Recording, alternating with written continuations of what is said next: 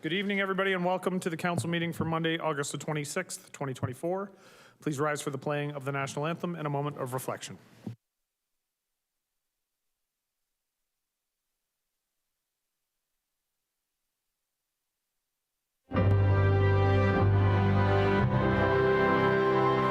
Oh, Canada, our home and native land, true patriot love in all of us command. Car ton bras s'est porté l'épée, il s'est porté la croix. Ton histoire est une épopée des plus brillants exploits. God keep our land glorious and free. Oh, Canada, we stand on guard for thee. Oh, Canada, we stand on guard for thee.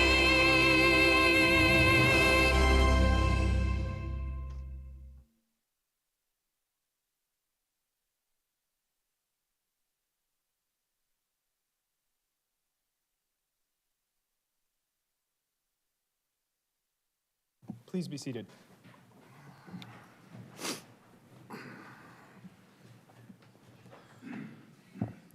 And at this time, I'll look to Councillor McPherson to read the land acknowledgement. The land on which Council meets today is the traditional territory of the Haudenosaunee and Anishinaabeg peoples, many of whom continue to live and work here today. This territory is covered by the Upper Canada Treaties and is within the land protected by the Dish with One Spoon Wampum Agreement. Today, this gathering place is home to many Indigenous peoples made up of First Nation, Inuit, and Métis. The Dish with One Spoon Wampum Agreement should remind us of our responsibility to ensure the Dish, the territories on which we live and work, is never emptied, and that we take care of the land and its inhabitants in a way that ensures its future sustainability. Thank you, Councillor. Lucky for everybody, and of course this is the meeting that Councillor Harris doesn't attend, but I'm not allowed to give a mayor's report because it's a special meeting of council. So all the wonderful things I was going to talk about, I've been informed by the Grinchy clerk that I am not allowed to report on that tonight, so I will have to wait to the September 9th meeting as the clerk is very militant on this piece. And she doesn't apologize for it either. She said that twice to me already. So we'll get right on to the adoption of the agenda. And I will look to the clerk to talk about the amendments that have been made.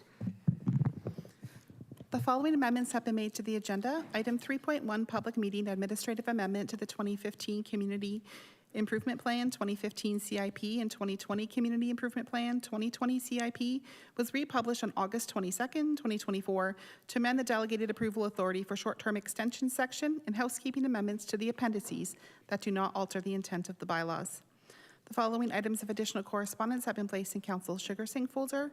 Correspondence from Will Clausen regarding submission for agenda item 4.2. I would like to request the council consider a motion that was not appearing on the agenda regarding request for extensions to Niagara Region incentive programs. Per council's procedural bylaw section M6.4, motions not appearing on the agenda can only be considered if council votes unanimously in favor of considering the motion. If that motion passes, then council will consider the matter under the motions portion of the agenda. So there will be a motion being put up on the screen that in accordance with procedural bylaw 2021-124, section M6.4, council consider a motion not appearing on the agenda regarding request for extensions to Niagara Region incentive programs. I will be moving the motion. Can I have a seconder for this? Councillor Phillips. All those in favor? Opposed? That's carried. Can I have a motion to adopt the agenda as amended? Councillor Lindell, seconded by Councillor Garcia. All those in favor? Opposed? And that's carried. Are there any declarations of pecuniary interest this evening? Councillor Dodge. Thank you, Mr. Mayor. I'm going to declare a conflict on item 3.2. Okay. Just as a reminder, all councillors need to submit the written statement of declaration via the online form as well. All right, seeing no other declarations, a reminder to all presenters, council chambers and all municipalities in our country represent the seed of local democracy. The many acts that govern us understand the necessity of the collective voice when decisions are being made to grow our spaces, pass our bylaws, and to seek opinions into very complex issues, ensuring safe spaces for all in our public discourse. We recognize the right of the majority to decide, the minority to be heard, the public to have an opportunity to participate, and all participants to be treated with courtesy and respect. It is imperative that elected officials, citizens, and staff have input, and it is paramount that we listen to one another and question one another, but that we understand we do this in a way that never undermines any person's ability or their dignity in our chambers. We respect the right for everyone to have an opinion and remind the audience views of the public do not always reflect those of the Corporation of the City of St. Catharines. So we move on to item 3.1, a public meeting, Planning and Building Services, Planning Services Administrative Amendment to the 2015 Community Improvement Plan, 2015 CIP, and 2020 Community Improvement Plan, 2020 CIP. The purpose of this public meeting is to ensure that sufficient information is available for the public and council to understand the proposed administrative amendment to the 2015 Community Improvement Plan and 2020 Community Improvement Plan, and to provide the public with an opportunity for input before council's decision. If a specified person or public body, as defined in the Planning Act, or the registered owner of the land does not make an oral submission at the public meeting or written submission to council prior to council making its decision, they are not entitled to appeal the decision to the Ontario Land Tribunal. If a person does not make an oral submission at the public meeting or written submission prior to the council decision, that person may not be added as a party to the hearing of any appeals by others without the permission of the tribunal. The public meeting will proceed as follows. Staff will explain the report and staff's recommendation. After that, members of the public wishing to delegate were advised to register by 9 a.m. today. One person did request to speak. After that person has spoken, I will ask if anybody else wishes to speak. After that, the public meeting will be closed, and then council will be able to ask staff questions and will consider the report recommendations. The public meeting is now open, and I will call upon Elena Campbell, the Community Improvement Coordinator, to present.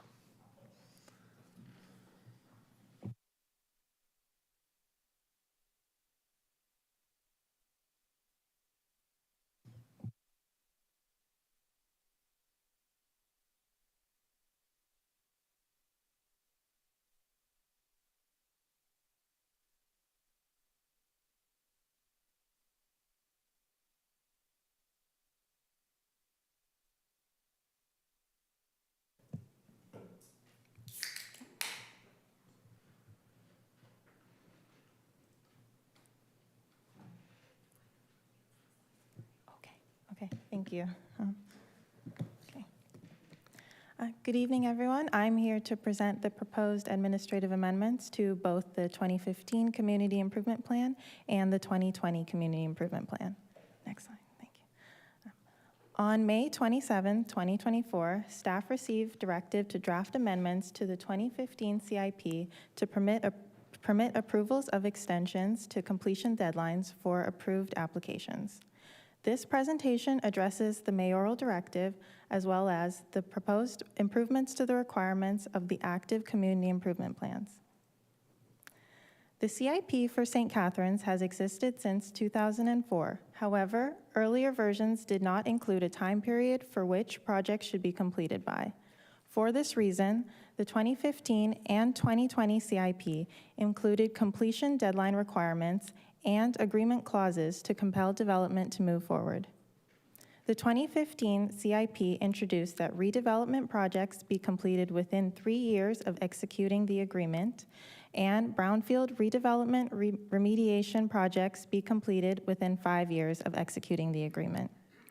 These timelines were continued when the 2020 CIP was adopted, with redevelopment projects completed within 3 years and brownfield projects completed within 5 years.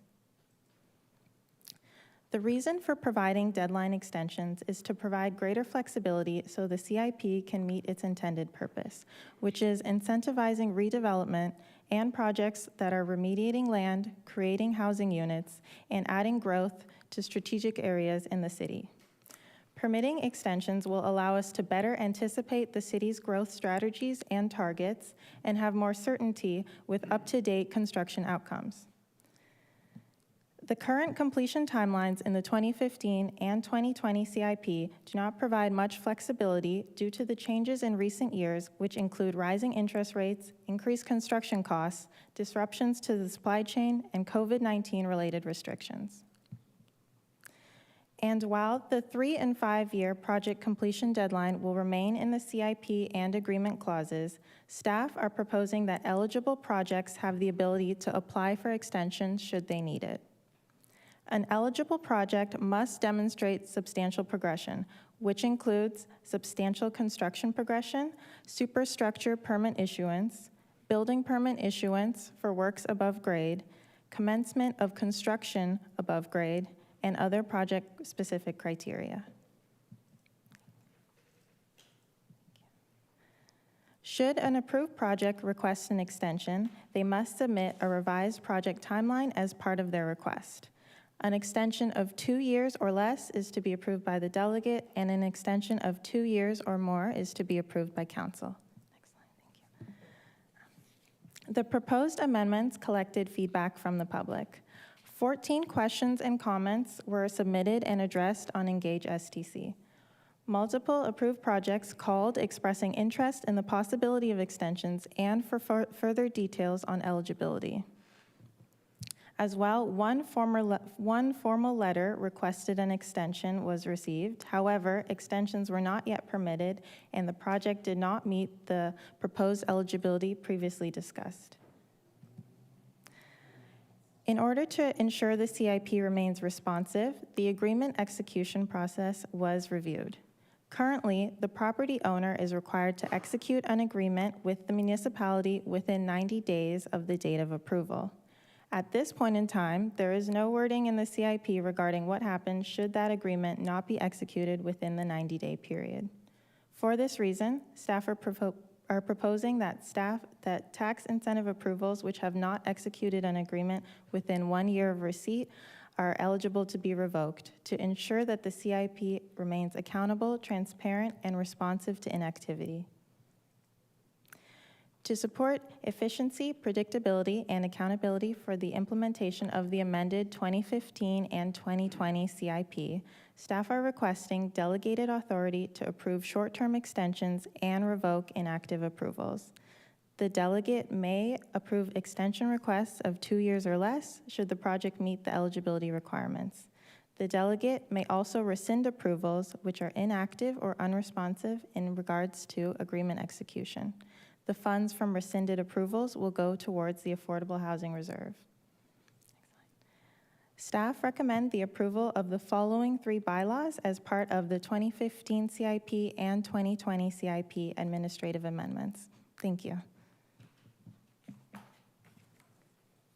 All right, thank you, Ms. Campbell. Now, prior to discussing the report, we will hear a delegation from Jim Frank. So I will now call upon Jim Frank to speak.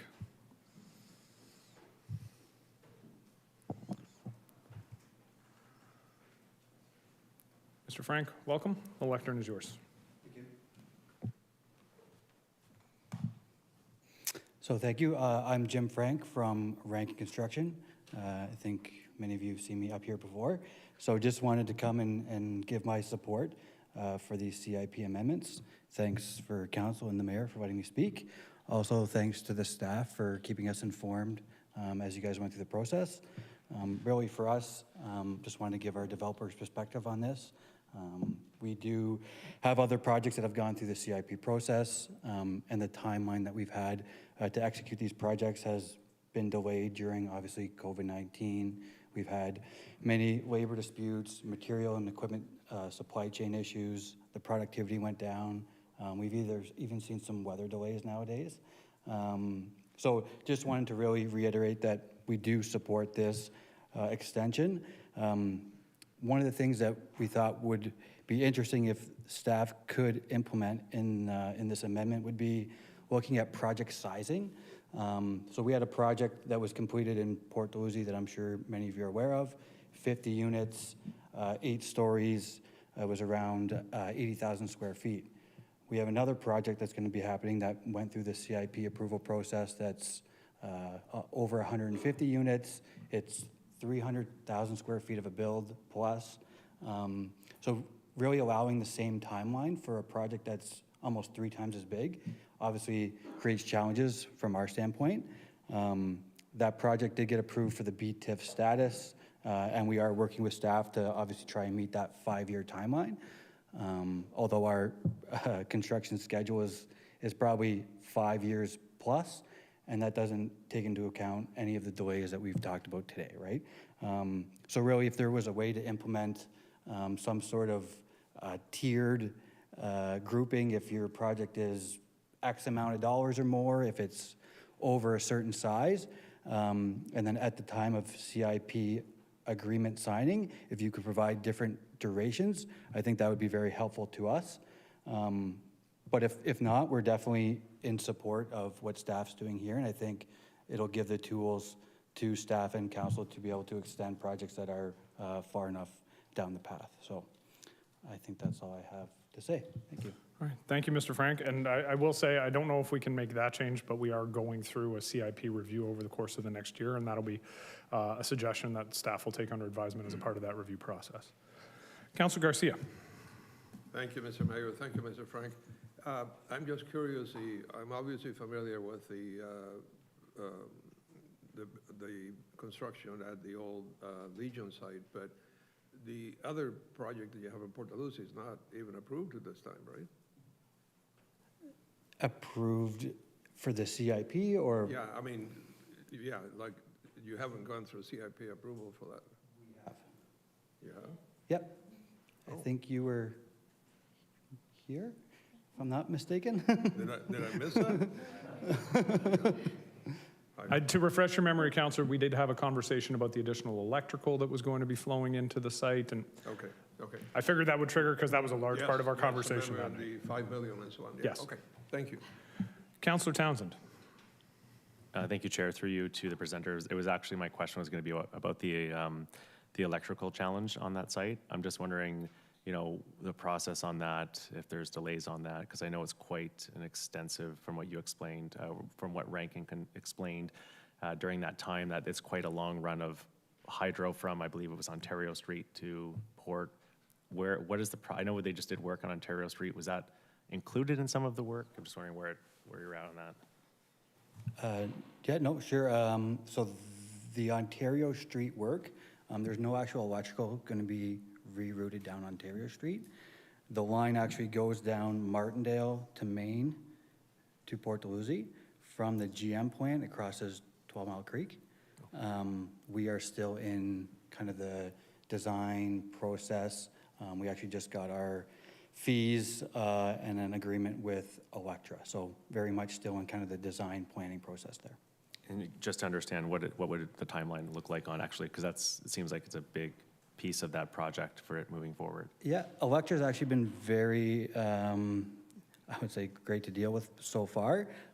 It's more of a matter of they want us to pay up front for all of the costs associated with construction, and with where the market is and us not going and testing the sales market yet, there's a bit of a reluctancy to put out a huge check for something with some uncertainty. But I would say that we're on track to hopefully start construction in spring with moving that electrical. But the project itself could be a year. I'm just saying to actually get that done, because it's quite an extensive distance. Yes. Yeah, okay, thank you. For sure. Thank you, Councilor Townsend. Councilor Phillips. Thank you, Mr. Mayor. During the presentation, it listed 4 reasons that developers are holding up their projects. I can appreciate the cost of the interest rates, but as far as construction costs are concerned and availability of materials, I can't imagine the construction costs are going to go down as you wait for a project to begin, or maybe more materials become available, I don't know. And it also mentioned COVID restrictions. What impact is COVID still having on the construction industry? Sure, so I'll answer the construction cost issue first. So you can go one by one if you want. Yeah, so I think we are seeing that obviously the development and construction industry is slowing down, meaning that there is more contractors, I think, going to be a bit hungry for work. Not to say that pricing is going to come down substantially. I don't think that's a reality. I think we're just going to have to wait for the market conditions to be right. I know that anyone who I speak to in the development world, no one's really launching a project right now. The 40% increase in construction costs coupled with 25% decrease in housing costs have really taken a toll. Raised, all the interest rates are up, although hopefully they are coming down in the next few months. So I think the market conditions are really going to tell when projects are able to start. I think that obviously COVID-19 affected projects in the past. We are still seeing a bit of a delay in actual delivery of specialized materials. Electrical switch gears are 12-month lead items, which were 3 months previously. So there still is a catch-up of what COVID did to the supply chain, but I think it is getting better. Okay. And lastly, we're hearing that the condo market is not as prosperous as it used to be. People aren't buying condos. And a matter of fact, like in Toronto, there's lots of them for sale. Do you see the condo market switching to more of a rental market? Great question. I thought we were here to discuss CIP. Mr. Frank, I was just going to ask you, do you feel like that's your area of expertise? No, not at all. I would suggest, Councillor Phillips, maybe we'll direct that one to staff. I think we're putting Mr. Frank in kind of Okay, we'll direct that one to staff. an I unfair appreciate it. situation. Sorry if I put you on I don't the have a spot. crystal ball. I'm not sure. Yeah. Okay. I don't know if Tom had given you that information or not, but anyways, thanks very much. No problem. Seeing no other questions, Mr. Frank, thank you for your presentation. Thank you. Do I have anyone else in attendance who wishes to speak on this issue? Mr. Little?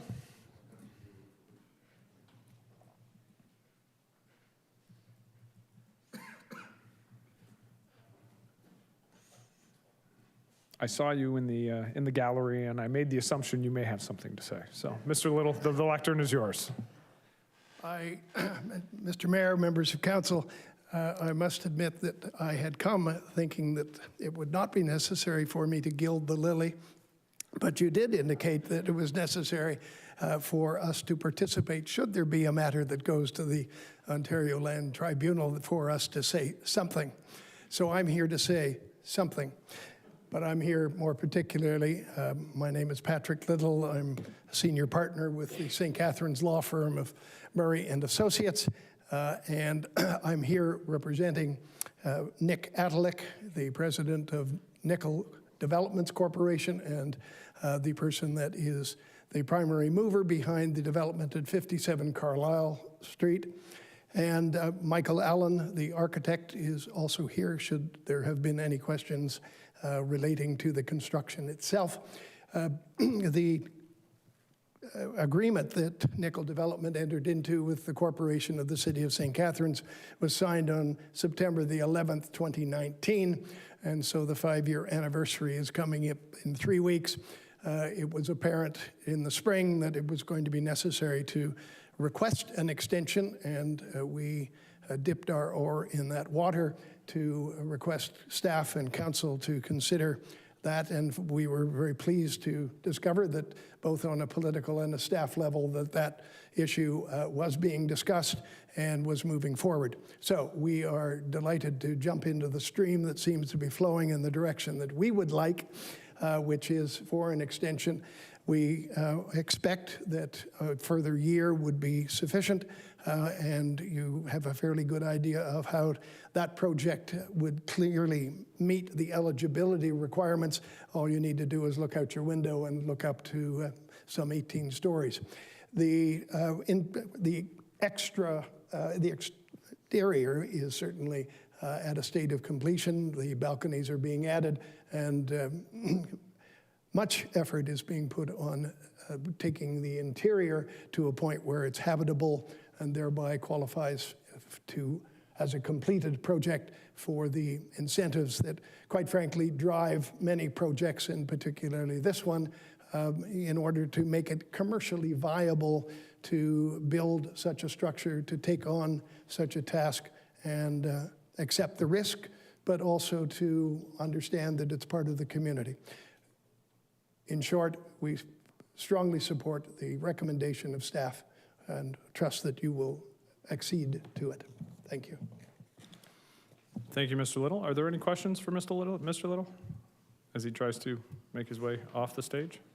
Seeing none, thank you, Mr. Little. Is there anyone else who wishes to speak on this issue? All right, seeing none, can I have a motion to close the public meeting? Councillor Townsend, Councillor Phillips, all those in favor? Opposed? And that is carried. So the public meeting is now closed. Council's called to order. Persons wishing to receive notice of council's decision should submit a written request to the office of the city clerk. Is there a councillor who would like to move the recommendation in the report? Councillor McPherson, Councillor Kushner seconding. At this time, councillors, if you have questions of staff, now is the appropriate time. Now is also the appropriate time for any comments. So we will take questions and comments at the same time.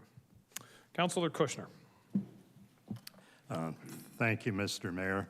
I'm not exactly a fan of CIP unless it's allocated to affordable housing, but we know that the construction industry, the development industry is in turmoil, and I'm pleased to make the recommendation, but I would ask, why only 2 years?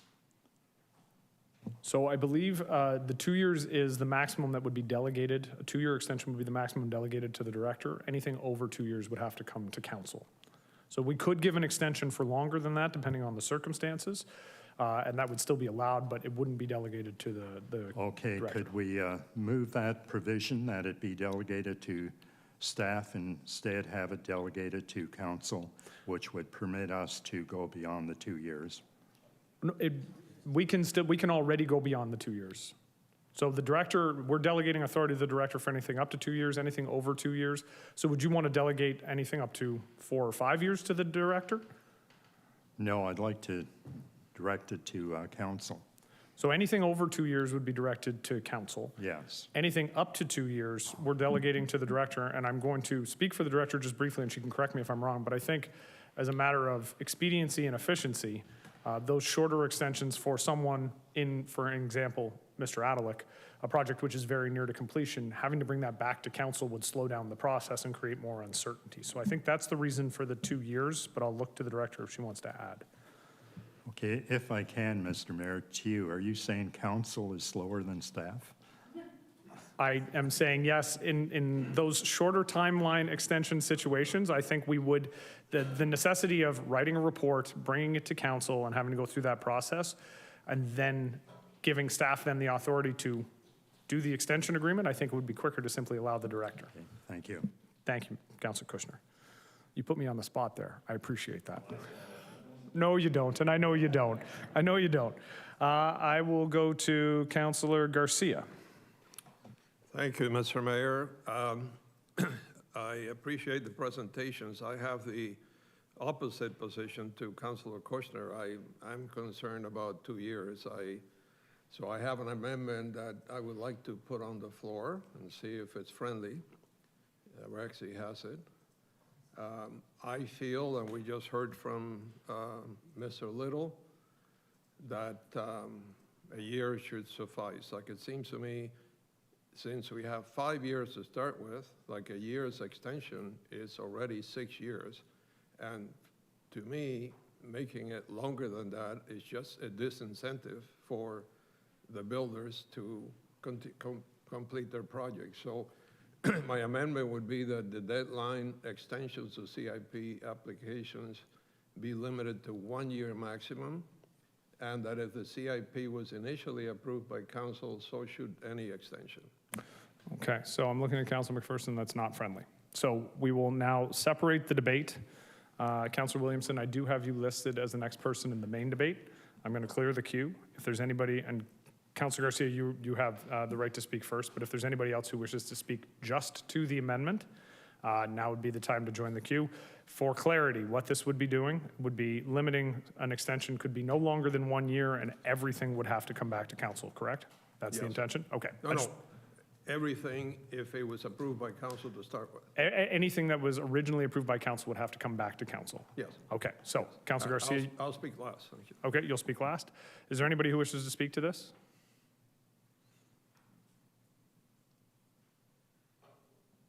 Okay, so nobody wants to speak to the amendment? Councilor Garcia? I would if I could. Sorry. The clerk who was ever so militant with me just a few minutes ago. Councilor Miller, you go right ahead. I apologize. I was having trouble finding the raise hand button. I have a question about the delegated authority. Maybe staff could just touch on the history of its use, like how often since those changes were made has it been used, and is there sort of secondary question? I know we're talking about the timelines. Is there a financial aspect to any of the delegated authority? Like if a project's seeking a certain amount of money, it doesn't come to council, it just can be approved by staff. Thanks. So if I can get a little bit of clarity, with respect to your question about delegated authority, are you just asking like how often do we use delegated authority? Yeah, like since we made those changes to allow for that, like how often has it happened? You mean with respect to the CIP? Because we delegate authority in a number of different... Yeah, sorry, just with respect to the CIP. Okay, so with respect to CIP, I believe it's a financial threshold, but I will look to the director. Through the chair to the councillor, it is a financial threshold of 1.5 million over 10 years, and no, we have not utilized that yet. Okay, I guess maybe I will save a question I have about that for the other portion, because this is just strictly related to the timeline. So I will, okay, I'll leave it at that. Okay. Are there any other comments with respect to the amendment? All right, Councilor Garcia. Thank you, Mr. Mayor. Like Councilor Kushner stated, I'm not a fan of the CIP program either, unless it generates affordable housing or involves significant heritage restoration. However, I recognize that some of these projects have been approved already by council, and that's why I feel that I can understand the rationale for an extension given all the reasons that were listed there, but to me, a year should suffice because that means they're essentially having 6 years in total. So I'm hoping that council will support that because I think going longer than 1 year would be a disincentive and not encourage the builders to complete their projects quickly as we would like them to, which 6 years is not particularly quickly anyway. Thank you. Thank you, Councillor. Just very briefly, I will say, in normal times, and this has been raised previously about the time limits, I've been in agreement on the comments you just made. I will say, in this case, I'll be voting no against the amendment. We have gone through, I would argue, 5 years of great upheaval in the development industry. We've seen the issues that have gone on, projects that we expected to be, in some cases, completed by now that haven't even been able to be started. I would strongly suggest to council that we leave the recommendation the way it is at this time, because I think staff have built in the safeguards that are appropriate and recognize the need for expediency in some cases, but also the need for council to have another look when those extensions are longer. So with that, I'll look to the clerk to call the roll. We are voting strictly on the section in red. Just give me 1 second. Councilor Garcia? Yes. Councilor Dodge? Yes. Councilor Kushner? No. Councilor Phillips? No. Councilor Stevens? No. Councilor Miller? Yes. Councilor McPherson? No. Councilor Lindell? No. Councilor Ratzlaff? No. Councilor Townsend? No. Councilor Williamson? Yes. Mayor Cisco? No. That's carried. Councillor Ratzlaff, I will explain for everybody. Councillor Ratzlaff is actually quite sick and has laryngitis and had his voice lost until a couple days ago. So when he croaked there, that's all he can manage at this point, and I feel really bad for him. That's also why he's not here. He's trying to save everybody's health. Okay, so we are back to the original motion. Councillor Garcia, do you want to cede the floor at this time? Yes, Mr. Mayor, I'm fine. I'd like to speak to the rest of the motion, but we want to... You have the floor, so it's your opportunity. So Rexy, could I ask you to open up Councillor Garcia's mic?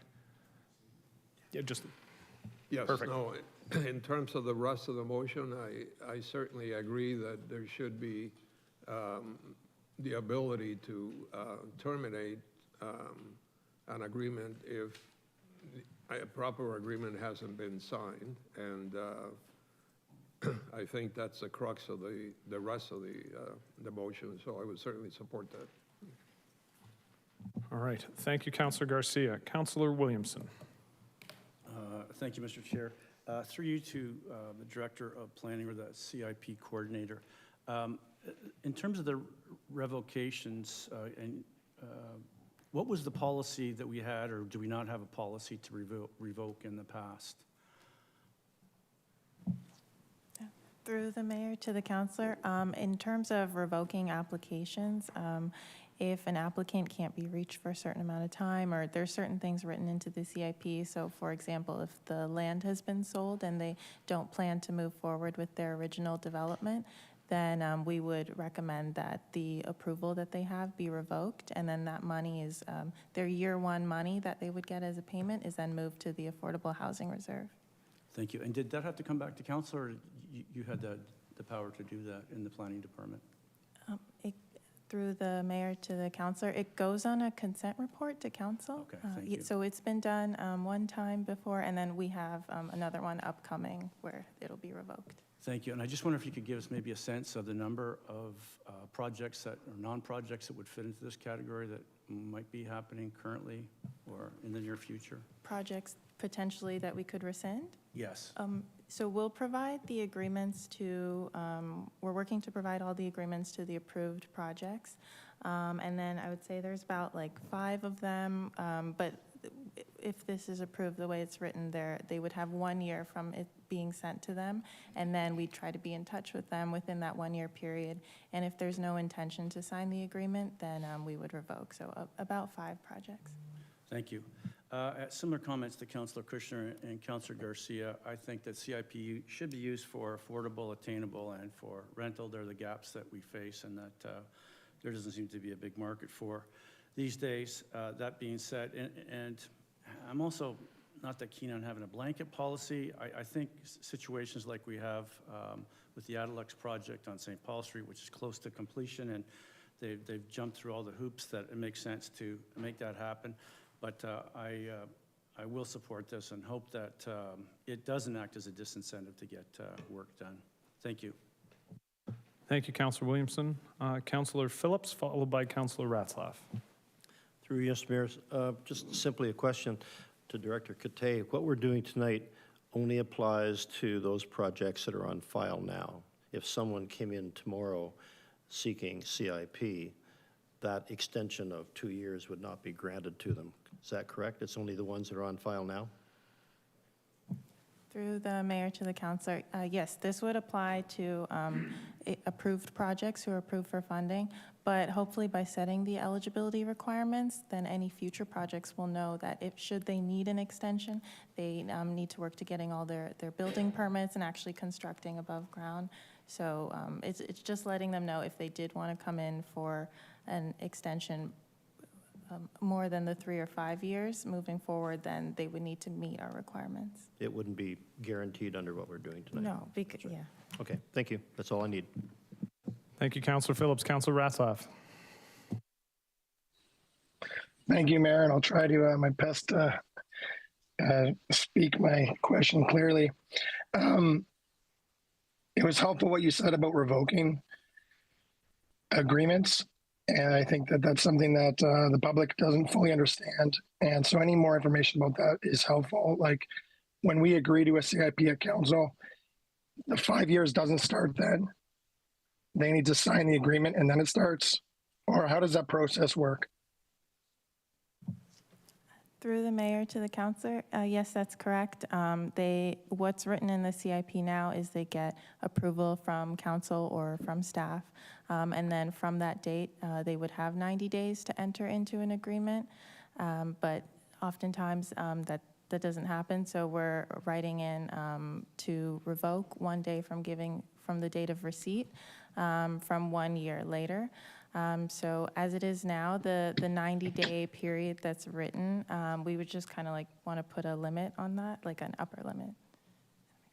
Right. Because I think residents are frustrated with when they see sites that have been approved, but there's no action on it. Then my other comment would be, CIPs are good for affordable housing, and I think they can be at times appropriate for heritage restoration, but in the absence of any other tools to encourage development of brownfields, I just want to add that CIPs are super helpful for those situations as well. In fact, I think that's primarily where they should be used.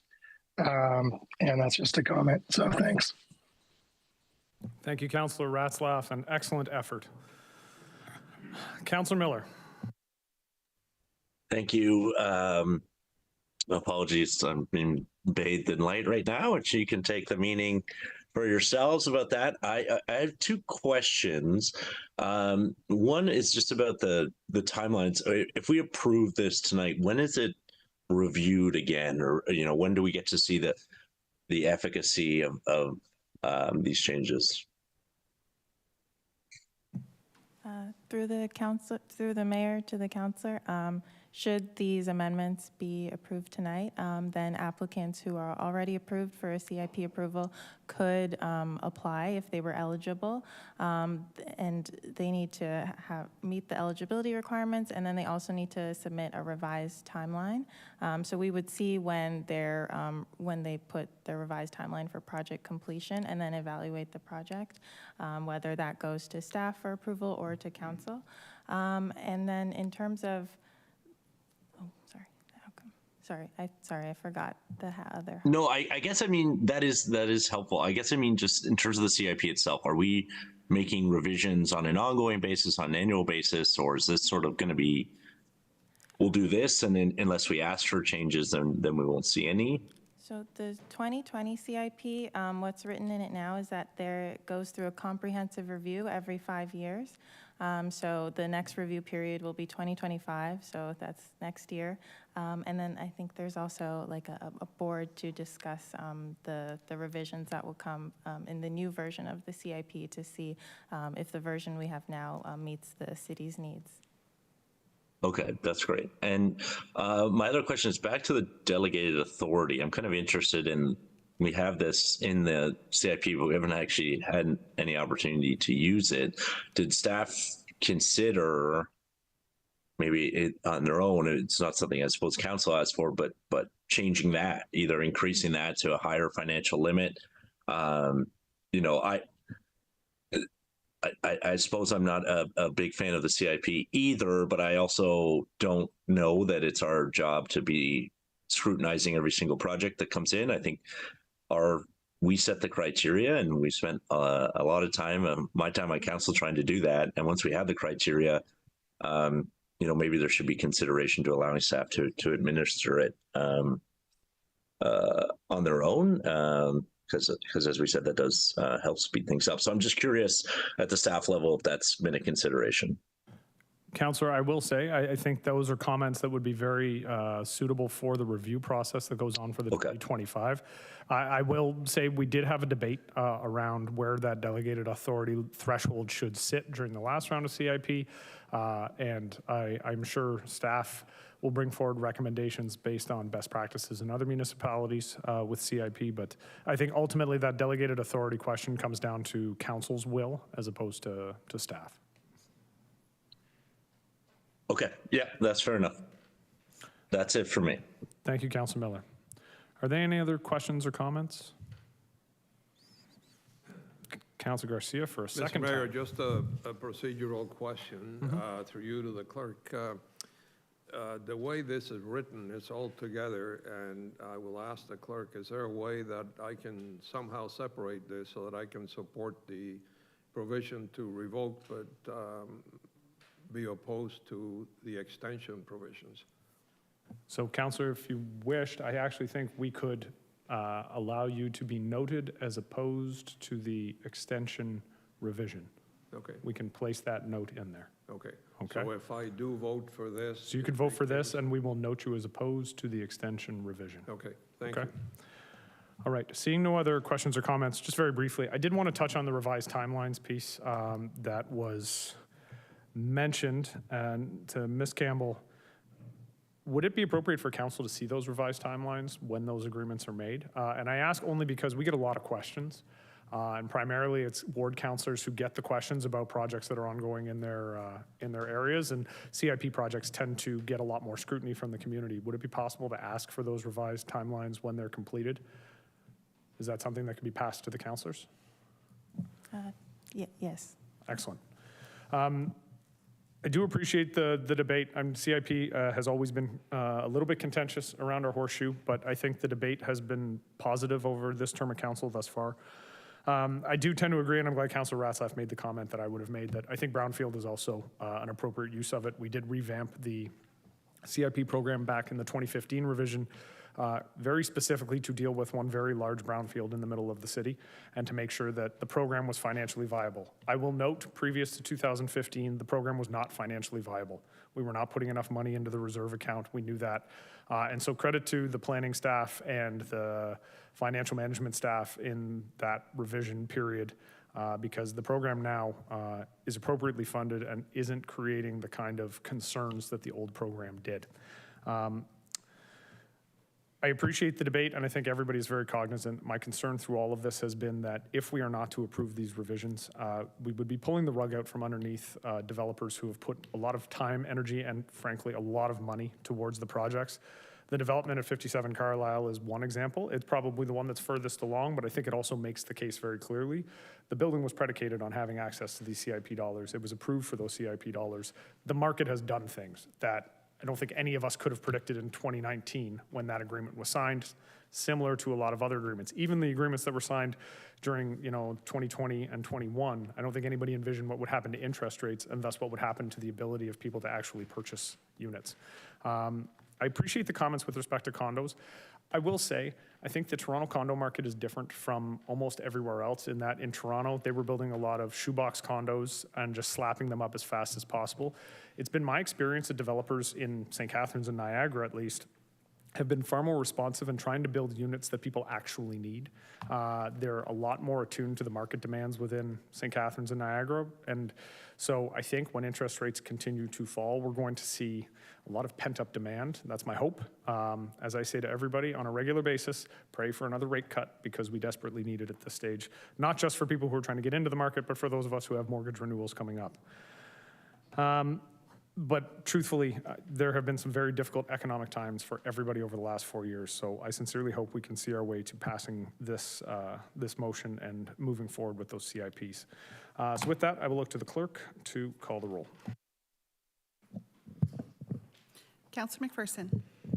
Yes. Councillor Kushner. Yes. Councillor Miller. Yes. Councillor Stevens. Yes. Councillor Ratzlaff. Yes. Councillor Dodge. Yes. Councillor Garcia. Yes, with the proviso we agreed on. Councillor Lindell. Yes. Councillor Phillips. Yes. Councillor Townsend. Yes. Councillor Williamson. Yes. Mayor Cisco. Yes. That is carried. And I will just ask that Councillor Garcia be noted in the minutes as being opposed to that clause. On to item 3.2, Office of the Chief Administrative Officer, Accessory Dwelling Unit Grant Amendment 2020 Community Improvement Plan. The purpose of this public meeting is to ensure that sufficient information is available for the public and council to understand the proposed accessory dwelling unit grant amendment and to provide the public with an opportunity for input before council's decision. If a specified person or public body as defined in the Planning Act or the registered owner of the land does not make an oral submission at the public meeting or written submission to council prior to council making its decision, they are not entitled to appeal the decision to the Ontario Land Tribunal. If a person does not make an oral submission at the public meeting or a written submission prior to the council decision, that person may not be added as a party to the hearing of any appeals by others without the permission of the tribunal. For those of us who are here and maybe don't come to council meetings very often, if you wonder why I'm repeating myself for the second time, there's actually a very prescribed way I have to read this stuff out. I just wanted to make sure nobody thought that I had forgotten I had already read it a couple minutes ago, but I do have to say the same things before every public meeting. So public meeting will proceed as follows. Staff will explain the report and staff's recommendation, and Ms. Josipovich looks very excited to do that. Members of the public wishing to delegate were advised to register by 9 a.m. today. One person requested to speak. I will ask at that time if anybody else would speak. Then I will close the public meeting, and council will be able to ask staff questions and will consider the report recommendations. Public meeting is now open, and I will call upon Margaret Josipovich, Senior Manager of Housing Accelerator Program, to present. Thank you, Mr. Mayor. It's always very exciting to come to council.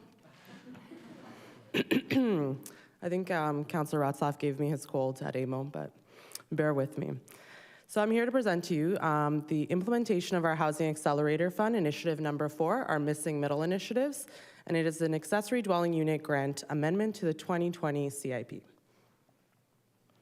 So for a little bit of background information for those that don't know, in January of 2024, the City of St. Catharines was awarded $25.7 million in funding investment aimed at swiftly overcoming obstacles to housing construction. Staff since then have been implementing the HAF action plan initiatives in compliance with our HAF agreement. Specifically for this amendment is initiative number 4, our Missing Middle initiative. And it included an increase to the existing incentives for accessory dwelling units for up to $80,000 per unit. Also in 2024, Council approved the 2024 Housekeeping Zoning Bylaw Amendment. This implemented Bill 23, which received royal assent November 2022, and this legislation mandated that second and third residential units would be permitted in all singles, semis, and townhouses. The graphics on the slide show you kind of the configuration that each of these units can take, and residents can choose to put any combination of these on their properties. So just as a reminder, we are just dealing with the grant incentive tonight. It is not the actual permissions to permit these units. This is already allowed. So the existing ADU grant within the 2020 Community Improvement Plan is a one-time grant of up to $20,000 to a maximum of 70% of the eligible costs of the project, and it's to help with the owners to offset project costs for the retrofit or construction, and it's valid for interior accessory dwelling units as well as detached ones. So current approvals from 2022 to 24, because the program did not start in 2020 with the rest, we have 19 projects. So 1 is pending approval, 2 are completed and payments been received, 4 have been completed and payments been requested, so they're currently being reviewed, and 12 are under construction. So the proposed ADU grant would utilize Housing Accelerator funding, and staff are recommending an increase of those financial grants. So the value of the grant would be increased again to the 70% of eligible costs to a maximum of $40,000 for the construction of interior accessory dwelling units and $80,000 for detached exterior accessory dwelling units. And a property owner may submit more than one application. So if they wanted to build 2 interior accessory dwelling units at $40,000 each, or any combination thereof, to a maximum that doesn't exceed $80,000 per property. Public consultation was conducted through Engage SDC, and notice and information were provided through the city's website, social media, and the St. Catharines Standard. The public response to the amendment was overwhelmingly supportive of the increase in the grant amount, and no comments or concerns were received from public bodies. Summary of some of the comments that came in during our consultation. There was an importance put on ensuring the minimum building and zoning standards were met for the units that received the grants. So any of these units would have to get a building permit, which ensures building code compliance as well as zoning compliance. There was a request that came in that the 30-day post-permit application deadline is extended to 60 days to allow for greater transition between the two grant programs. It was noted that the grant is a great option for those that are aging in place and for allowing for independent housing for family members that live on the same property but perhaps want a little bit more privacy. There was definitely a strong support for creation of units throughout the city. And it was noted that the previous grant amount of $20,000 was not high enough to incent people to actually be able to move forward with the option. The financial implications of tonight's recommendation. So within the 2024 to 2026 adopted multi-year budget, there's an annual allocation of $180,000 that's provided for simple grants. This is shared between the ADU grant and the facade grant. The idea was to allow it to be sort of a sliding scale between the two projects. So in years where there were more ADU grants, you could approve more of them and fewer facade grants, and vice versa. The amended ADU program would be completely funded through the Housing Accelerator funding. So this would result in an annual operating budget savings for those 2 years of about $80,000 annually. The $100,000 was the original for the facade program. And then staff will closely monitor what the uptake is, and then we will provide council with the option, if they would like to continue the program past the half funding, what it would cost to do something like that. So your staff recommendation tonight is to adopt the amendment to increase the maximum grant amount, and in doing so, meet the requirements of our Housing Accelerator Fund agreement. Thank you. Thank you, Mr. Osipovich. And as I mentioned, questions of staff will be after we have completed the public meeting and any speakers have spoken to it. So prior to discussing the report, we will now hear a delegation from Xavier Toby. Mr. Toby, the lectern is yours. Welcome back. And I believe we have a video queued up. Okay. Thank you for having me. Xavier Toby, St. Catharines resident, and setting up a modular building company. And one of our investors, two of our investors and advisors heard about what was happening in St. Catharines and saw it as North America sort of leading the way in terms of the grants and the efforts being made. And they offered to make a video. So just play that now.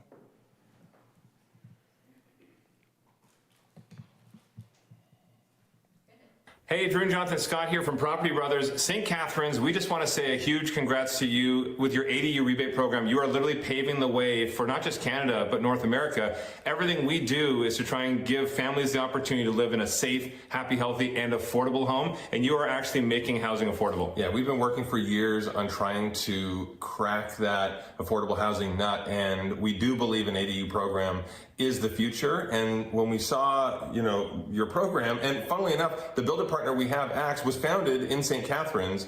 We are pooling all of our design resources, all of our construction and engineer teams to figure out the best possible layouts. In fact, with your program, our 1-bedroom units would be covered by over 50% of the cost with your program. So thank you so much for thinking of creative ways. This will actually inspire people, I think, across the country, in fact, all over North America, to do programs the same. I just love your pre-approved partners. Hopefully we can become one, and the fact that you're looking one-day permits, that's amazing as well. I look forward to building out what we're trying to do for families around the country, well, US and Canada, and I look forward to working with you in St. Catharines. Let's be pioneers together.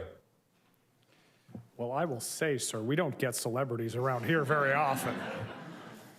I just very, very lucky that some of the people that I'm working with saw what the company is trying to do. We're very passionate about providing housing for people who are currently priced out of the market, and we have some revolutionary technology that's patented in Canada. And they were part of the group who's investing, and they offered to make that video. So didn't ask, and they're very, very supportive, obviously, of what's happening here in St. Catharines, which is great. And firstly, well done to staff and Margaret there for all the fantastic work that's happening. There's some of the ADU stats were shown of how many of these units are being built at the moment. And we hear about these units in the news all the time, right? People putting units in their backyards, and there's been a lot of press about it. Been a big push to have them be built in Toronto. In the last 2 years, where there's been such a big push, 6 have been built. So it gives you an idea of the barriers to a lot of these units being built, and it's just not happening. I work in Hamilton as well, and they have an incentive program, and because of all the red tape around it, I have people who are building units that are meant to be shelters for women escaping violence, and they're not going ahead with the incentive program because they found it to be too onerous. To give you an idea of maybe some of the challenges about that program. But this program is a very exciting program for myself and a lot of the homeowners in St. Catharines that I'm already working with, and many, many more who I'll be working with. So when I first got into this, I was thinking that like maybe putting some affordability like guardrails around it would help, but it actually stops people from building these units because it's very difficult for them to commit to owning the property for 30 years or particular rents. And the other thing I found talking to people is that the people who build these units are not the people who could afford them anyway. They're the people who are building them to supplement their income or to provide like a dwelling for relatives who would otherwise be homeless. Like these units, they really, really do help. And this program, I think, will make a huge difference. And I also think that because it is would be the leading program in Canada, probably the US as well, that by paving the way here and hopefully having a lot of units built, I think a lot of other municipalities will see what's happening in St. Catharines and follow what's going on. So I'm very excited about this program. The Property Brothers, they're excited about it as well. And they actually are designing units that will be for sale. So that's about all I want to say, but just, thank you and congratulations, and I hope it gets through. Thank you, Mr. Toby. Are there any questions? All right, seeing none, thank you, Mr. Toby, for the presentation. Is there anybody else in attendance who would wish to speak on this issue? Yes, come on up.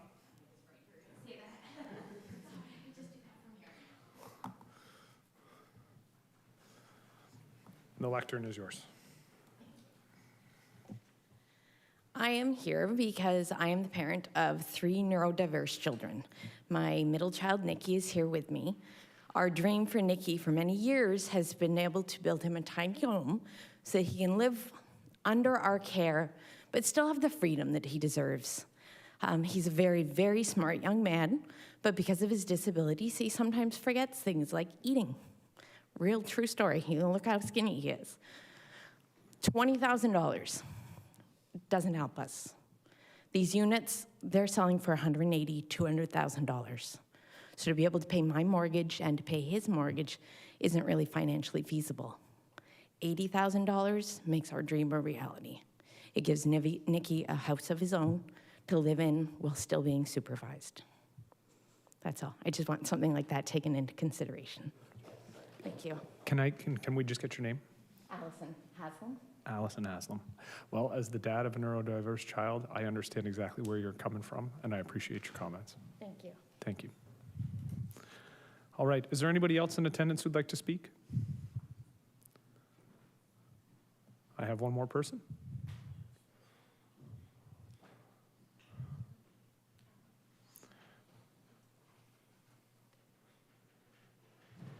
And the lectern is yours, ma'am. And if I could just ask you to give us your name into the microphone. Thank you. Good evening. My name is Shanna K. Prince. I'm actually here because I was not aware of this ADU. We just recently purchased a home in St. Catharines, and we started doing the renovation with the secondary unit just to supplement our income. And our contractor took off on us. And then we found out about the program. And I was told that I had missed the deadline because there was only a 30 days deadline after I received the permit. I got my permit on June 21st, and I found out about the program in July. We spent probably about close to $100,000. The contractor is gone, nowhere to be found. We do have young children, and we're just trying to supplement our income. I think this would be a great thing to take into consideration. I am here just wondering if even the deadline could be extended further so I could take advantage of it, because we are out of money and our building is there, our second unit is there, and right now it's just on a standstill. It's very hard. So I will let you know that I actually am going to be bringing an amendment that would make it a 90-day as opposed to 30. So are there any questions for the presenter? All right, seeing none, thank you so much for your presentation. Did I have one more presenter? Sir, come on up.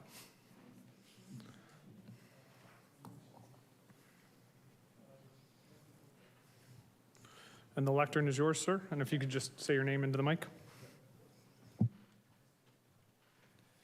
Hi, my name's Will Clausen, and I'm a St. Catharines resident. And I'm wondering, I've tried to be as well informed as possible, but I'm not sure I know everything there is to know. And that's probably why I'm up here, is because I'm wondering if there's any provision that's been made to help homeowners, people that are considering this, walk them through the process, the actual process of getting approval, the actual process of applying, and so on. Like, are there provisions being made to make this wonderful program, which we're getting press on, more accessible to homeowners? You know, situations like what we've just heard, you know, a builder disappears or whatever, but if you don't even have a builder, then how can city help us? A process like this, an ADU, an internal one especially, is a very onerous thing to build.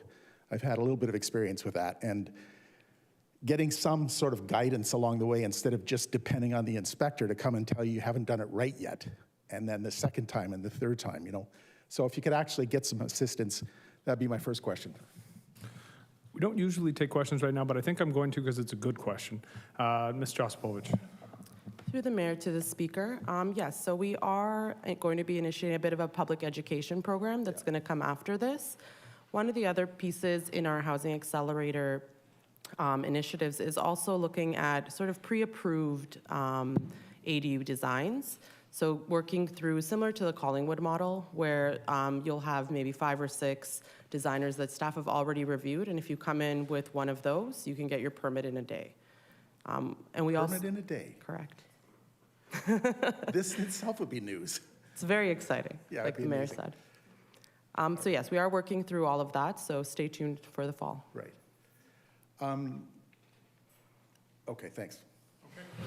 Thank you, sir. Nobody had any questions? Wonderful. All right. Thank you kindly for that. Seeing no other individuals who wish to speak at this time, can I have a motion to close the public meeting? Councilor Garcia, Councilor Lindell, all those in favor? Opposed? That's carried. This public meeting is now closed and council is called to order. Persons wishing to receive notice of council's decision should submit a written request to the office of the city clerk. Can I have for the staff recommendation mover and a seconder, Councilor McPherson, Councilor Townsend? At this time, we will have questions and comments of staff. However, before we get to that, I am going to ask that the amendment I was hoping to have made be put up onto the screen.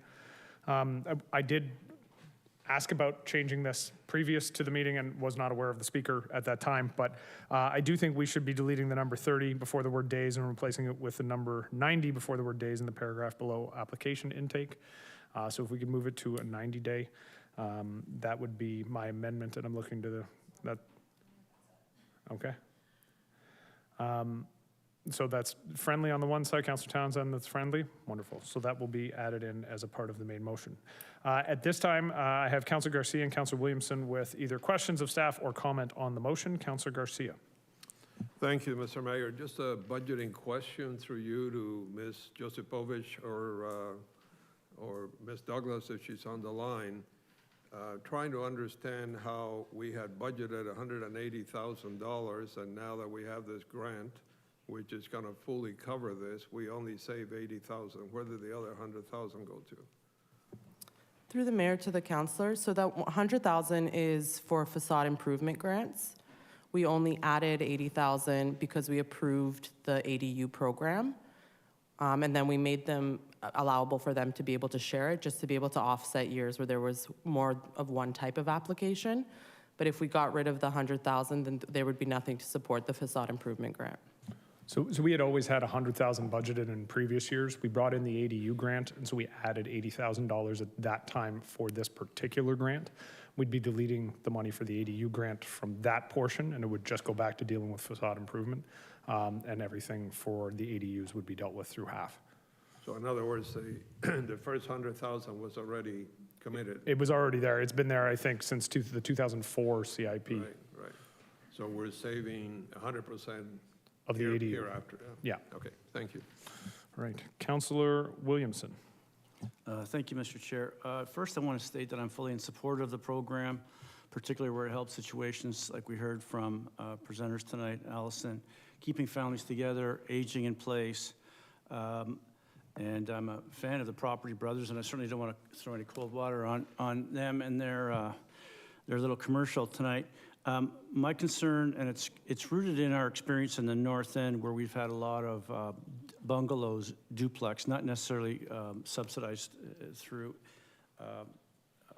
municipal programs, but a lot of these are not owner-occupied. They're out-of-town people, and they're in neighborhoods, and the properties aren't as well kept. So I don't know what provisions or stipulations we have in here to not make this a vehicle for out-of-town real estate speculators and keep it more of a St. Catharines and oriented to families. I'm not sure if staff could comment on that, but that's my concern, is that we do keep it focused on keeping that aspect of it. So that's kind of a comment and kind of a question. Apologies. Through the mayor to the councillor, I don't know if there is a way that we could restrict it to the type of resident that could apply. I don't think that that would work. Any of the issues that kind of come along with some of the items that you mentioned are really bylaw related. And if we do run into problems there, there are ways to amend our city bylaws, nuisance bylaws, to address them. But it wouldn't be appropriate to do it through a grant incentive program. Yeah, the trouble with property bylaws is kind of reactive, and they do have conflicts with neighbors, et cetera. So, yeah, I guess it's not possible, but we did it with Airbnbs, where we had lots of problems with places that are being used as rentals and they're not owner occupied. So if there's any way that we can bias this to local residents and favoring people in situations like we heard tonight, I'd be supportive of it. I guess it'll take us a little bit of experience first before we can do that. Thank you. Thank you, Councillor Williamson. Councillor Phillips.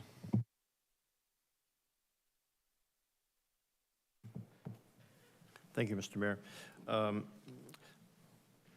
First of all, I think it's important that for those people listening on TV or wherever, that this is not coming out of the property tax. This is not coming out of capital. This is coming out of a grant that was given to us by the federal government. So it's not really costing this. Explicitly for this purpose.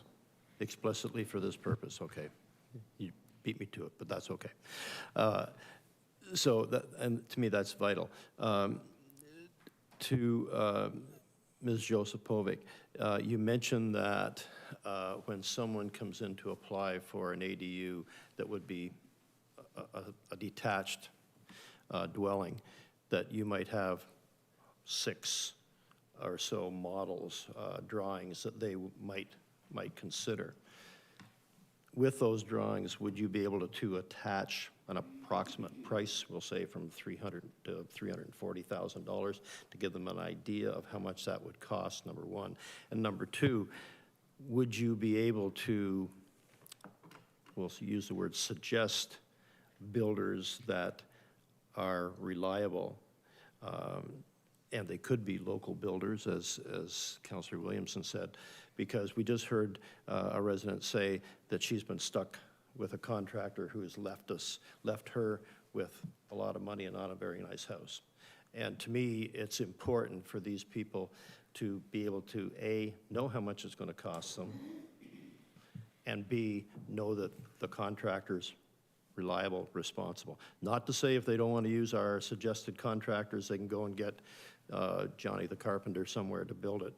But to me, I would want to know that there's somebody that's been vetted by the city that we know is going to do a good job. Correct me if I'm wrong, with the flat valve program, there's a list of plumbers, I think, that we can go to. Is there not, suggested by the city, that we have to go to put in a flap valve? So if we can do that, I think we should be able to do this. Next question to Director Cathay. If it's a detached dwelling, as far as setbacks are concerned, if I want to put one in my backyard, like right now, if I want to build a shed, it has to be 18 inches from the fence. But if I'm going to build in one of these units, what are the setbacks, just for information purposes? So through the mayor to council, maybe I'll go first. Pardon? Maybe I'll go first. Okay, go for it. So the idea through some of the pre-approved designs wouldn't just be like a building drawing. It would be also some of the providers that are actually supplying the physical structure. So they would get an idea of the price of what they were looking at. So the city doesn't certify contractors, but we can direct them to the Niagara Construction Association or the Niagara Home Builders, where they could receive information on the members of those associations. Great idea. Thank you. Now for setbacks. If you can give me a minute. Oh, you can do I was that one going to too? say 1.2 meters. Through the mayor to the councillor, we can look it up rather quickly. Council did recently approve it. There are setbacks in place, and I seem to recall them being dependent on openings. So if you can just give us maybe a couple of minutes, we can look that up for you. Sure. Thank you. You can even tell me after the council meeting if you want, but no, it just, my concern is, my house, for example, is a 50-foot wide backyard, old style suburb. I don't want to impact my neighbors, and I don't want to get phone calls from people down the street saying that they've just built this unit and it's 18 inches or it's so close I can't see out or it's impacting my garden or whatever excuse I'm going to get. So I think it's really important that that be taken into consideration for the neighbors on each side, because if not, you're going to have a war. I'm willing to bet there's a guy in the audience who could probably design you whatever you need. I'm just throwing it out there. Okay. Yeah. Xavier did get up and speak, and the Property Brothers, all that good stuff.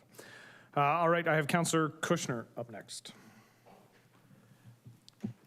Thank you, Mr. Mayor. I have the same concern that Councillor Williamson mentioned, and I have no problem with a homeowner who's lived there for years and has aging parents, whatever, requesting the monies to assist the people to move into their homes.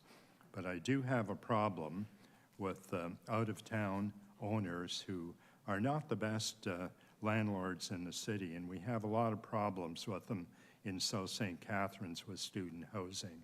And I have the concern that they'll look at this as a quick way to make a dollar, because the properties in South St. Catharines are quite large, and they would put these external units on.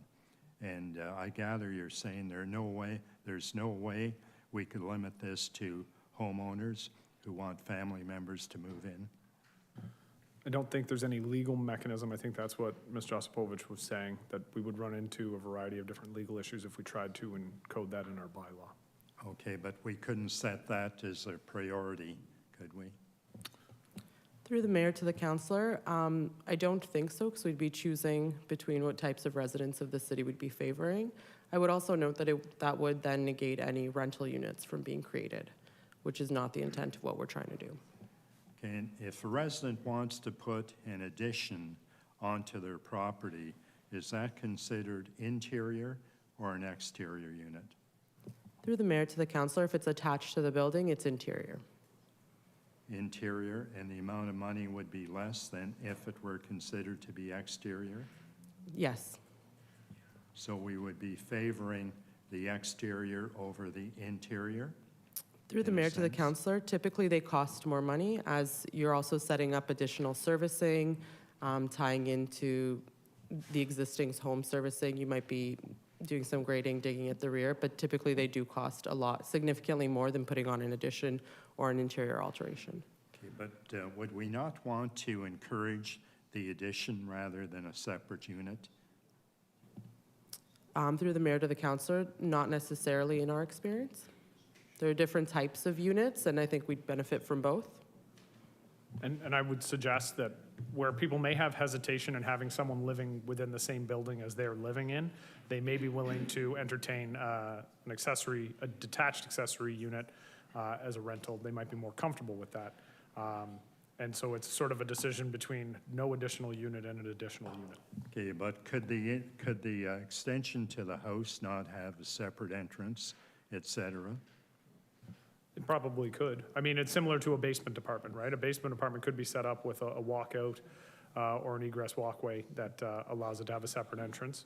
But those would not need additional sewer hookups and electrical hookups, so they wouldn't necessarily have the same capital costs. Okay, and the next question is, what about the maximum of 70%? Why not 50% where we share in half with the proposed change? Through the mayor to the councillor, it was meant to be able to be a significant contribution to the construction, to be able to sort of tip you over the scale of being able to fund this. In our experience, we've rarely maxed out at the 70%. It's always been significantly higher. Thank you. Thank you, Councillor Kushner. I will say to that point, with respect to the larger grant for the accessory dwelling, the detached accessory dwelling unit, 80,000, just thinking about the units that I've looked at, in most cases doesn't quite get to the 50% mark. There are obviously options that are a little bit less expensive and it could push past that, but it's pretty rare. A lot of the builds would be much more expensive than that. Councillor Stevens. Thank you, Mr. Mayor. I have one question. I guess I can't actually agree with Councillor Williams said on a rare occasion that I'm hearing a lot of things that I agree with him, and I'm hearing a lot from residents that they were under the impression that people were going to be living, it's your own dwelling, and you're doing this as an accessory to rent it out, but you're going to be living on the property, not that. So we have a absentee landlord that already has a duplex, whether it's a main floor and a basement, and now is adding accessory dwelling in the backyard. But that is what this is about. That is correct? Through the mayor to the councillor, we're not dictating whether the property is owner occupied. So if somebody was an out-of-town landlord and they created the units, they could rent them out. Yeah, okay. I had a lot of residents were inquiring like that. Also, the fact, if you had an exterior garage, can that be converted to an ADU, or does this have to be a brand new build? Or can they use that if foundation and everything is up to code? Can they use that existing facility to? Through the mayor to the councillor, build? yes, you can convert an existing garage or accessory structure into a detached ADU. Okay, thank you. Thank you, Councillor Stevens. Councillor Townsend. Thank you, Chair. Yeah, I guess, I was quite happy at AMO this year to run into Federal Housing Minister Sean Fraser, where we did have a nice conversation about how municipalities are taking, obviously getting more housing seriously. Some are, with the ADUs, garden suites is another one. I was quite happy as well with the provincial government who put out the new provincial planning statement to really put an emphasis on accelerating housing. This program coming forward, I was certainly hesitant about it at first, but I really appreciate the speakers that did come in tonight to really present and talk about what the original intent of this program was. And I'll be quite happy to support the recommendations on the floor. I do have one concern about it, and it's similar along the lines to Councillor Williamson and Councillor Kushner. What are we doing to ensure that these units don't turn into Airbnbs? I know we have the Airbnb, the licensing program, but I guess that is one of my concerns here. Yes, we do need housing, but it does concern me when the housing could be turned into short-term rentals, such as Airbnbs. I'm just wondering if staff can comment on that. Mr. Josipovich, although I will say with the detached ADUs, it wouldn't be possible. They need to be owner-occupied. It would be pretty much impossible, I think, for an owner-occupied detached ADU to then be turned into an STR. But I'll flip it over to Mr. Josipovich. Through the mayor to the councillor, you're correct. So the owner wouldn't be occupying the principal dwelling and be able to Airbnb the detached ADU. It would be the primary resident of the rented out ADU that could use a short-term rental. Okay, I guess my concern would be the argument of that they're living on property, or if they're doing their basement as an ADU, they could technically use it as an Airbnb. Is that correct? Through the mayor to the councillor, it would have to be whoever is the primary resident of the unit. So if, let's say you had, your ground floor unit and then you put a basement apartment in, you wouldn't be able to short-term rental the basement. It would be whoever you are renting long-term to that could use a short-term rental in the basement. Okay, thank you for that. I do, after hearing the one story tonight, similar to what Councillor Phillips had mentioned, I believe it was Councillor Phillips, but I think it would be ideal to also have some recommendations or have, a link to the Home Builders Association to have some accredited builders who aren't going to come in and take advantage of people building these ADUs. So that's just, I appreciated that recommendation that was mentioned. So that's all I have to say, and look forward to supporting this. Thanks. Thank you, Councillor. Councillor McPherson. Thank you, Mr. Mayor. I think we all have concerns about any livable place turning into an Airbnb or a short-term rental. But I think that the concerns around that are kind of overshadowed by, the stories we've heard tonight. There are many, many people who are looking to either support a child, to support an aging parent, or just looking for an additional bit of income. And as someone who has looked at putting an ADU in their backyard, in their very large backyard, it is a very expensive endeavor, and $20,000 really doesn't get you very far. My mother has made it very clear that unless the unit in the backyard is very nice, she will not be moving in. Not a bad thing. Nothing to do with the fact it's a unit. Exactly, but I think I think that when you hear the majority, I truly believe that the majority of people are like the delegates tonight, who are trying to provide space for their child or trying to supplement their income. And, anything new, there's always going to be bumps in the road. And I'm very confident that staff, because they do a pretty amazing job right now, that they are able to, come to us if changes need to be made.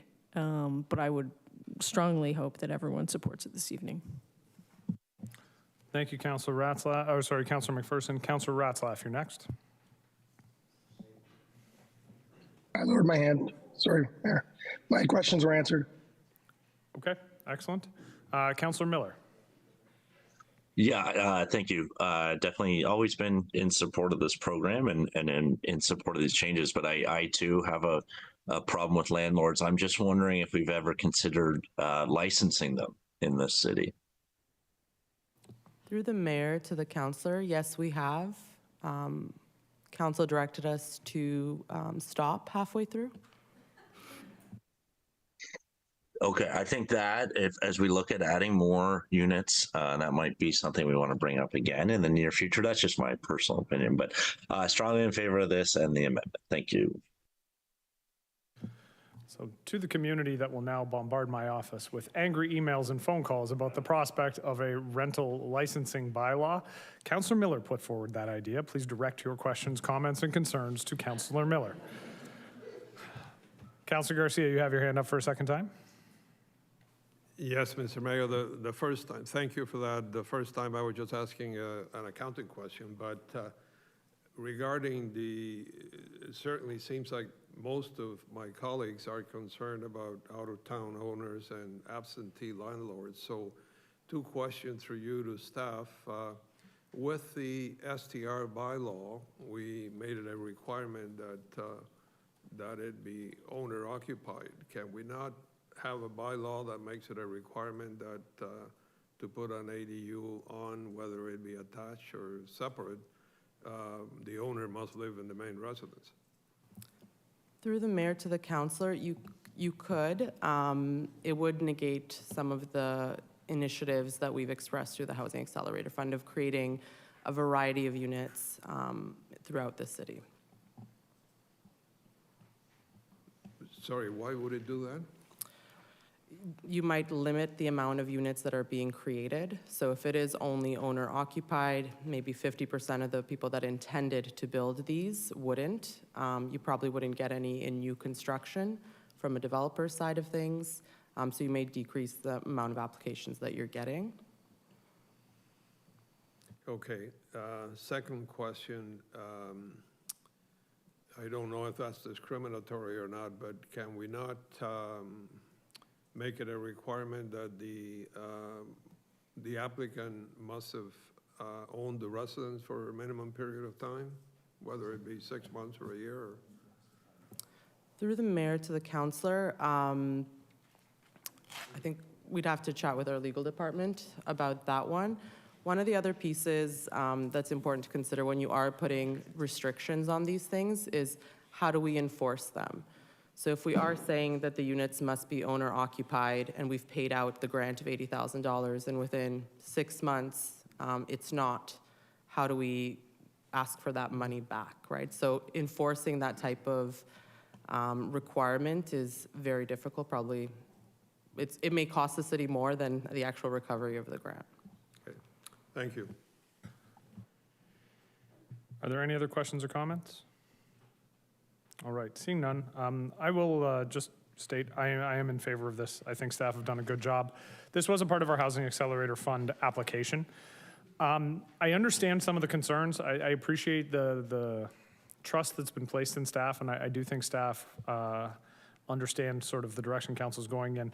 My hesitation at the end there with the idea of restricting, the one thing I'll remind folks of, if we restrict it to people who've owned their properties for a certain amount of time, I think we severely disadvantage new entrants into the housing market. And that would be my concern. I know that there are young people trying to find avenues into housing at this time. And for some of them, if we do go forward with this, it might make the opportunity to own a home more feasible by providing them with an opportunity to generate some income through rental units or rental units on the property. And I think for a lot of young people trying to get into the market these days, that's something that they have to find is additional revenue opportunities. So I would hesitate to add that language, although I do understand where it comes from. And I think it's a concern for the community. Ultimately, all the concerns that have been raised tonight have been concerns about residents within the community and making sure that we're doing right by the people that live around the properties that may be accessing these ADUs. But I will say, I think that this is a net positive for people. I think it will allow people to stay in their homes. There are folks in the community who've expressed to me that with rising interest rates and rising cost of living, something like this is absolutely necessary for them to be able to stay where they are and to be able to continue to live in their homes. So again, kudos to staff for putting this together, and I do hope that we pass this one tonight. I'll look to the clerk at this time to call the roll. Councillor McPherson. Yes. Councillor Townsend. Yes. Councillor Stevens. Yes. Councillor Phillips. Yes. Councillor Ratzlaff. Yes. Councillor Williamson. Yes. Councillor Garcia. Yes. Councillor Miller. Yes. Councillor Kushner. Yes. Councillor Lindell. Yes. Mayor Cisco. Yes. And that's carried. At this time, I will call on Deputy. So this is the point where I remind everybody that we don't clap in the council chambers. And while I do appreciate and I agree with the sentiments expressed by the clapping, my reminder is simply this, that sometimes there are folks who may disagree, and it can be intimidating when they realize that they are a minority within the room. So while I do appreciate the enthusiasm and I do thank all of the presenters this evening, I would ask if we can hold any applause, although I'm sure you will want to applaud for some of the other motions like tandem parking, very exciting. I would ask that we hold the applause to a minimum, which is to say none. I will now ask Deputy Mayor Phillips to take the chair as I will be moving the next 3 motions. And for councillors, I will just say, I think I recognize today that I may have moved more motions than any mayor in the last 15 years.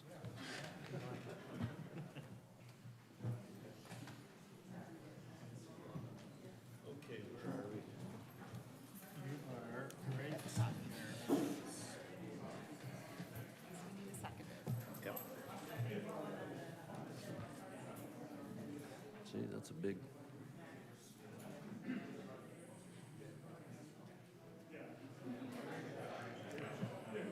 That clear now.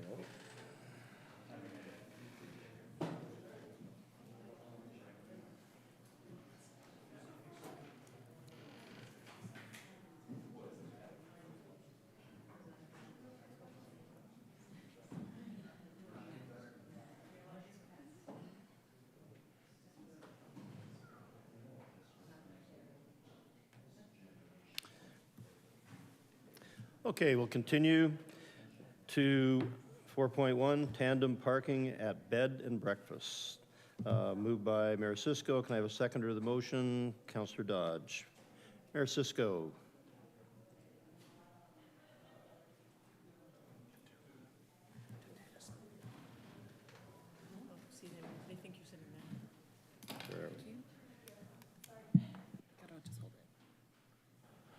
Thank you, Chair. I just, for clarity, are the online members still there? Do we still have quorum? Yes, you do. I've double checked. Okay, wonderful, thank you. I do appreciate this, Chair. I'll be honest, I thought people were here for something else, but okay, I guess I was wrong. So did I. Quite pleased. This is very much, I would argue this is a bit of a housekeeping amendment. We already allow tandem parking for short-term rentals, but we don't for bed and breakfast. When we consolidated everything under the same bylaw last year, we didn't make that change. So my request is really that we just bring these into line with one another so that bed and breakfasts are treated the same as short-term rentals. My argument simply being similar to short-term rentals, you know, the tandem parking is really a decision that's up to the person operating the facility, whether they're going to be able to offer tandem parking or not. And so I think we should leave it to them. It's a concern for the people operating as opposed to the city, and I think it will allow for some redevelopments to take place that otherwise wouldn't be able to. So I would hope this can be a unanimous one. As I said, it's very much, I think, a housekeeping amendment. Thank you. Questions or comments from council?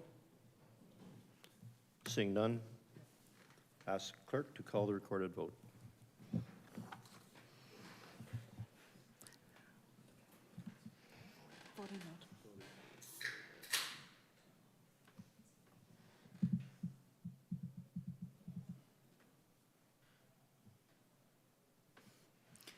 Mayor Cisco. Yes. Councillor Williamson. Yes. Councillor Dodge. Yes. Councillor Kushner. Yes. Councillor McPherson. Yes. Councillor Miller. Yes. Councillor Ratzlaff. Yes. Councillor Stevens. Yes. Councillor Townsend. Yes. Councillor Lindell. Yes. And Deputy Mayor Phillips. Yes. And that's carried. Thank you. 4.2, St. Catharines requests that the provincial and federal governments take action to address the growing mental health, addictions, and homelessness crisis and support the Solve the Crisis campaign. Moving the motion, I have Councillor Cisco. Can I have a seconder, please? Councillor McPherson, thank you. To the mayor. Thank you, Chair. I introduced this motion at the last meeting. Since then, a lot of things have happened. I want to start off by just giving credit to the people of St. Catharines. We introduced the Solve the Crisis campaign 2 weeks ago. And at our OBCM meeting to kick off AMO last week, we were the only municipality given a very specific shout out by the organizers of OBCM for the amazing response from our community. So St. Catharines has definitely stepped up and tried to get the point across to the provincial and federal governments exactly what is going on our streets and in our parks here in the community. This is a humanitarian crisis. It's now a matter of us expressing the same sense of urgency to upper levels of government that we here at the municipal and the regional level feel. It's a crisis that's going to require a lot of changes. The provincial government last week did announce some positive changes with respect to the funding of homelessness and addictions rehabilitation treatment hubs, but there's a lot more that still needs to be done. And it's not one level of government, it's both. We recognize that.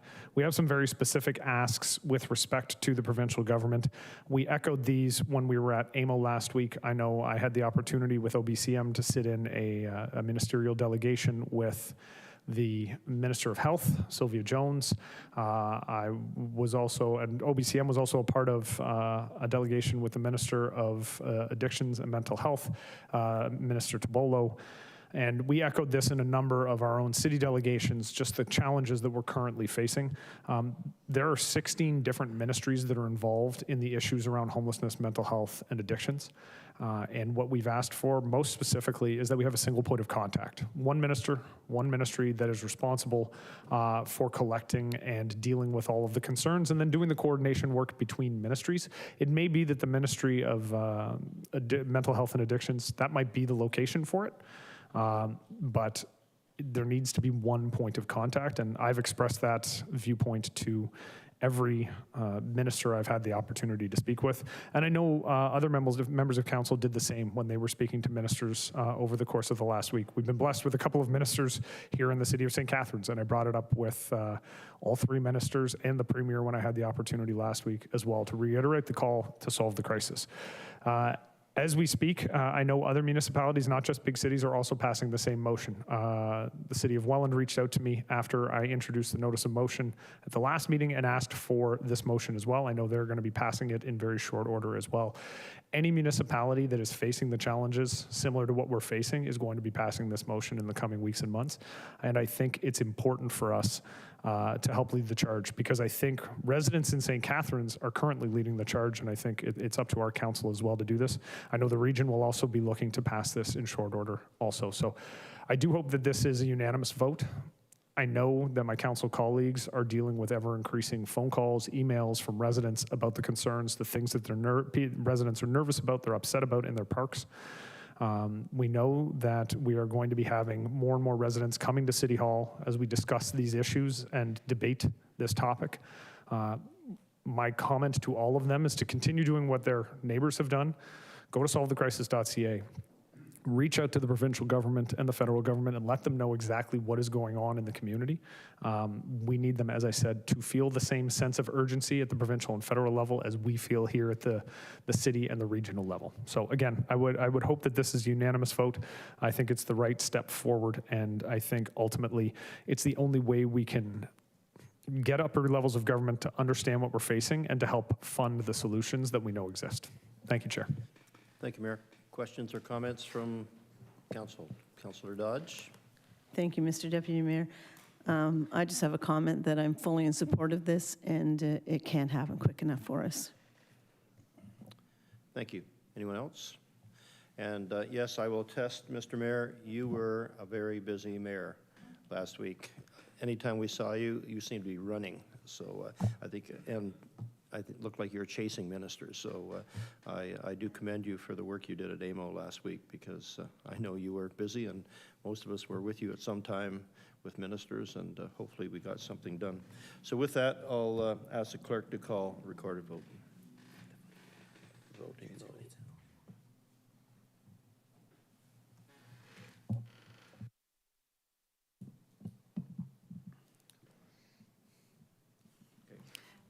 Mayor Cisco.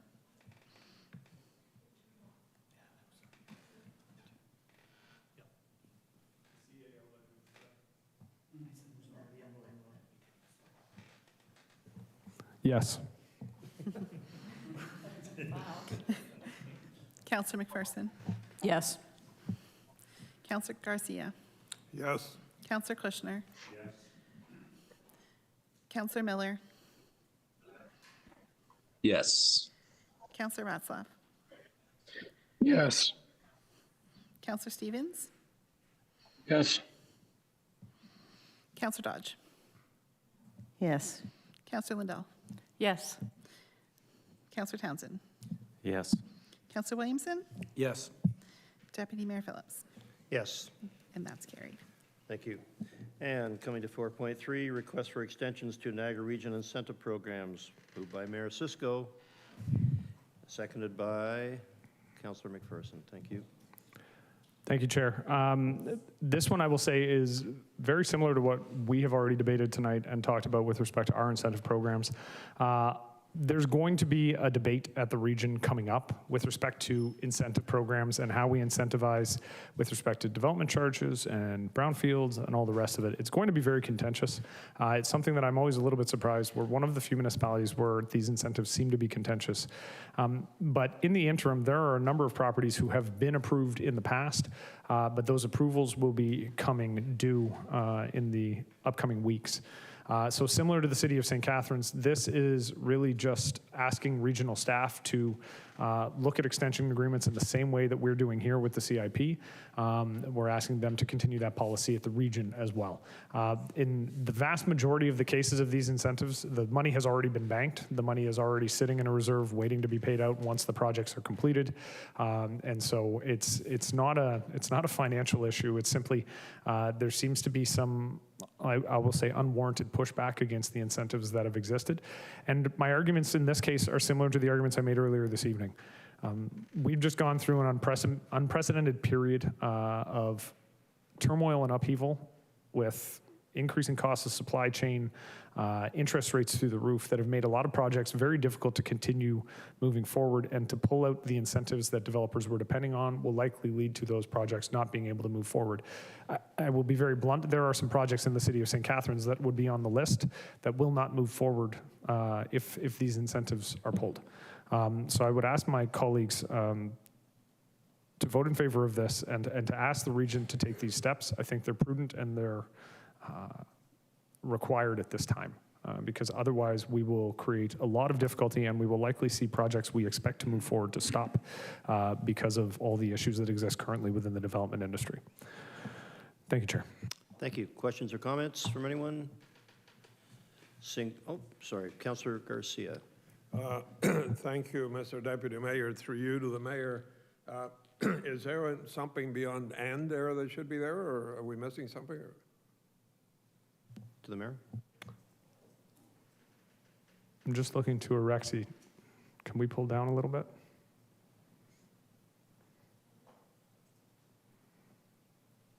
There is another clause at the bottom there. Oh, I see. Okay. Okay, my question, pardon me, to you is, have you got other mayors on board to submit this as well? Or should this be sent to the rest of the municipalities, or? So it would be a friendly amendment to add that this be circulated to all other Niagara region municipalities. I've talked to a number of mayors about this, and we're all in agreement that these extensions need to come. We actually had a presentation at Planning and Economic Development last week of one development in Thorold running into the exact same issue. I know Mayor Ugolini was very interested in this, but I think it would be appropriate if you wanted to make a friendly amendment. Yes, I would. I would accept it, just that it be circulated to all area municipalities. That's fine. Friendly amendment has been accepted. Councillor Kushner. For clarification, Mr. Mayor, is the purpose of the motion solely to give an extension to these projects? It's not saying we encourage them to adopt CIP. That's just the extension. That's correct. Thank you. Thank you. Anyone else? Seeing none, ask the clerk to call the vote. Mayor Cisco. Yes. Councillor McPherson. Yes. Councillor Ratzlaff. Yes. Councillor Stevens. Yes. Councillor Lindell. Yes. Councillor Kushner. Yes. Councillor Townsend. Yes. Councillor Miller. Yes. Councillor Dodge. Yes. Councillor Garcia. Yes. And Deputy Mayor Phillips. Yes. And that's carried.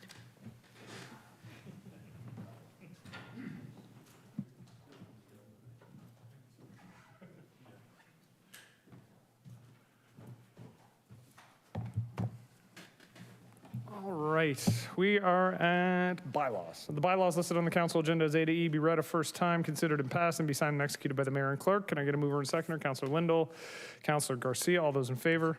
Opposed? That's carried. Harris isn't here, and it goes like a shot. I'm just pointing that out. Oh, he would say it's because there was no mayor's report tonight. That's why it went so fast. There we go. Can I have a motion to adjourn? Councillor Dodge, Councillor Phillips, all those in favor? Opposed? Nobody misses the mayor's report. Good night now.